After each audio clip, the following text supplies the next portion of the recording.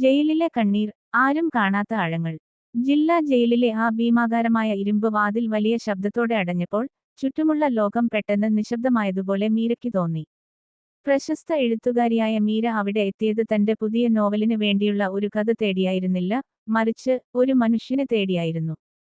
വർഷങ്ങളായി ആ ഇരുമ്പഴിക്കുള്ളിൽ കഴിയുന്ന, പുറംലോകം ക്രൂരൻ എന്ന് മുദ്രകുത്തിയ റഹീം. മാഡം, ഇവനെക്കുറിച്ച് എഴുതാൻ മാത്രം എന്തിരിക്കുന്നു? ജയിൽ സൂപ്രണ്ട് പുച്ഛത്തോടെ മീരയെ നോക്കി. സ്വന്തം കൈകൾ രക്തത്തിൽ മുക്കിയ ഒരാൾ. ഇവന്റെ കഥ കേട്ടാൽ നിങ്ങൾക്ക് വെറുപ്പ് മാത്രമേ തോന്നൂ. മീര ഒന്നും മിണ്ടിയില്ല. അവളുടെ ഉള്ളിലെ എഴുത്തുകാരി പറഞ്ഞത് മറ്റൊന്നായിരുന്നു, എല്ലാ നിശബ്ദർക്കും പിന്നിൽ ഒരു നിലവിളിയുണ്ടാകും. കൂടിക്കാഴ്ച. ഇരുമ്പ് വാതിലുകൾക്കിടയിലൂടെ ചങ്ങലകളുടെ കിലുക്കം കേട്ടു. കാവൽക്കാരൻ കൂട്ടിക്കൊണ്ടുവന്ന ആ മധ്യവയസ്കന് ക്രൂരനായ ഒരു കൊലയാളിയുടെ ഭാവമായിരുന്നില്ല. കുഴിഞ്ഞുപോയ കണ്ണുകളും, നരച്ച താടിയും, തളർന്ന ശരീരവും. അവൻ തലകുനിച്ചിരുന്നു. നിങ്ങൾ ഒരു എഴുത്തുകാരിയാണെന്ന് കേട്ടു. വളരെ താഴ്ന്ന സ്വരത്തിൽ, തകർന്നുപോയ ഏതോ വാദ്യോപകരണം പോലെ റഹീം സംസാരിച്ചു.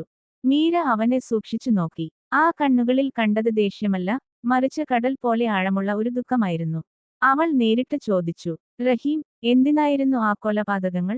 ലോകം നിങ്ങളെ ഒരു രാക്ഷസനായി കാണുന്നത് എന്തുകൊണ്ടാണ്? റഹീം കുറച്ചുനേരം നിശബ്ദനായിരുന്നു. പിന്നെ പതുക്കെ പറഞ്ഞു, മാഡം, ആരും ജനിക്കുമ്പോൾ കൊലയാളികളാകുന്നില്ല. സാഹചര്യങ്ങളാണ് നമ്മളെ ആയുധമെടുപ്പിക്കുന്നത്. ഞാൻ ആരെയും ദ്രോഹിക്കാൻ ആഗ്രഹിച്ചിരുന്നില്ല. എന്റെ അമ്മ. എന്റെ ലോകം അതായിരുന്നു. മടക്കപ്പെട്ട സത്യം. റഹീമിന്റെ ശബ്ദം ഇടറി. അവൻ ഭൂതകാലത്തിന്റെ കറുത്ത ഏടുകൾ തുറന്നു. വർഷങ്ങളോളം ഒരു സംഘം മൃഗങ്ങൾ എന്റെ അമ്മയെ വേട്ടയാടി. ഭീഷണിപ്പെടുത്തി പണം തട്ടുകയും പീഡിപ്പിക്കുകയും ചെയ്തു. പോലീസിനെ കണ്ടാൽ എന്നെ കൊല്ലുമെന്ന് അവർ അമ്മയെ ഭയപ്പെടുത്തി. ഒടുവിൽ, അപമാനം സഹിക്കാനാവാതെ അമ്മ വിഷം കുടിച്ചു.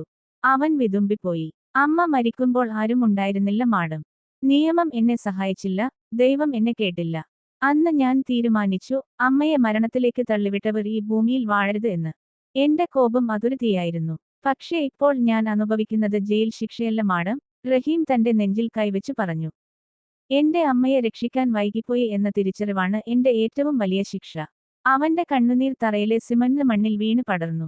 ആ കണ്ണുനീരിൽ ഒരു കൊലയാളിയെയല്ല, തകർന്നുപോയ ഒരു മകനെയാണ് മീര കണ്ടത്. പുതിയൊരു അധ്യായം. ജയിലിന്റെ പടിയിറങ്ങുമ്പോൾ മീരയുടെ പേനതുമ്പിൽ ഒരു കഥ വിരിയുകയായിരുന്നു. ദിവസങ്ങൾക്കുശേഷം കേരളം ഒരു കഥ വായിച്ചു, ക്രൂരൻ എന്ന് വിളിക്കപ്പെട്ടവന്റെ കണ്ണീർ. ആ കഥയിൽ നിയമം ശിക്ഷിച്ച ഒരു കുറ്റവാളിയല്ല ഉണ്ടായിരുന്നത്, മറിച്ച്, നീതി ലഭിക്കാത്ത ഒരു അമ്മയുടെയും അവളെ രക്ഷിക്കാൻ കഴിയാതെ പോയ ഒരു മകന്റെയും വിലാപമായിരുന്നു.